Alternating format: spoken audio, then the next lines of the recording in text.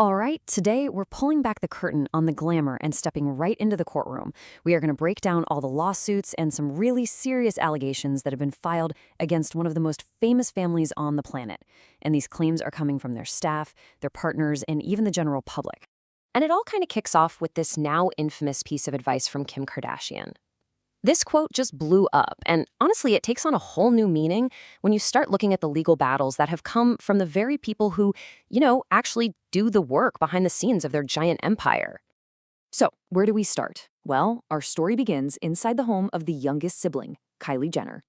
A former housekeeper filed a pretty disturbing lawsuit recently, and it paints a picture of a work environment that was, let's just say, anything but glamorous. Okay, so the housekeeper, Angelica Vasquez, claims in her lawsuit that she was just constantly belittled and humiliated for being Salvadorian and Catholic.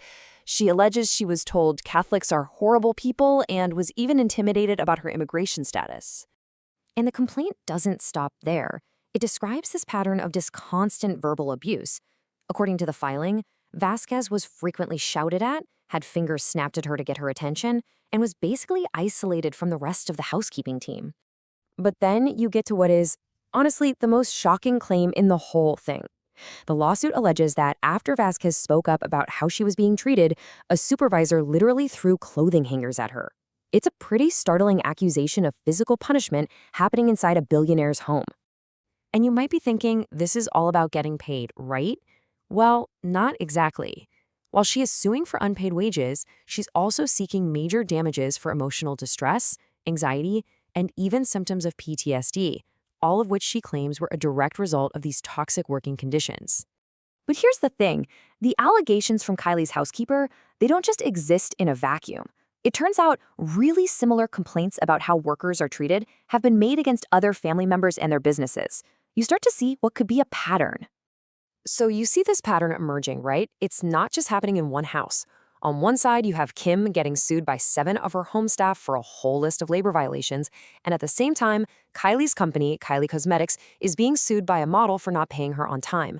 It really points to potential issues with payment across their different businesses.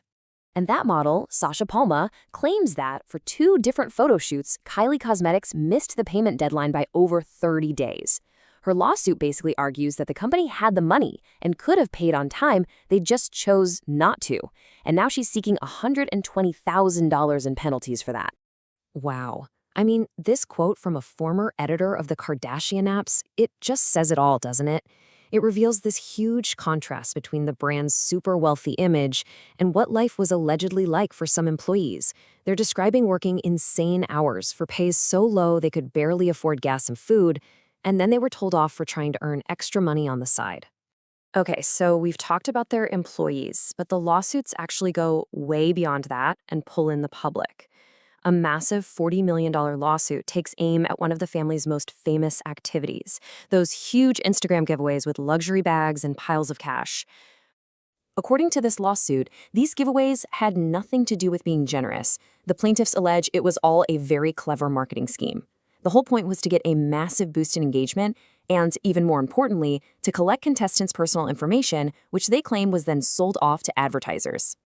And you've probably seen this yourself, right? For years, way before this lawsuit was ever filed, people have been side-eyeing these giveaways.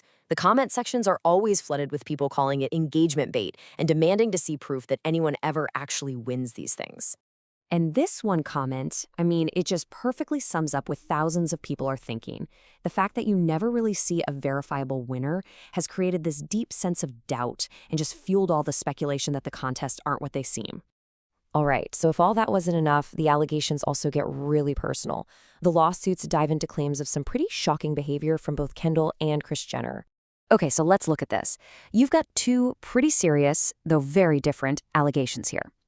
First, back in 2014, an incident where Kendall Jenner allegedly threw money at a waitress who ran after her for an unpaid bill. And then, a lawsuit from Kris Jenner's former bodyguard, accusing her of a consistent pattern of sexual harassment. And digging into that bodyguard's lawsuit, the details are, well, they're pretty disturbing. The bodyguard, Mark McWilliams, made a whole series of claims against Kris Jenner, including unwanted touching, groping, and exposing herself. He then alleges that after he reported this to HR, he was fired. So you've got this mountain of allegations piling up, from worker exploitation to sketchy giveaways to personal misconduct. The big question is, how does the family respond to all this? What's their side of the story? Well, in the lawsuit from Kim Kardashian's 7 staff members, her legal team's defense was basically to pass the buck. They argued that because the workers were hired through a third-party company, Kim herself wasn't responsible for how that company paid or managed its staff. It's a defense that raises some huge questions about who's really accountable, especially when so many people work as contractors these days. And that really leaves us with the big final question, doesn't it? The Kardashian-Jenner brand is a multi-billion-dollar empire, and it's all built on this carefully crafted image of success, luxury, and family. But as these lawsuits keep piling up, what happens when the people sweeping the floors, editing the apps, and guarding the doors all decide to speak out? What's the real cost of that perfect image?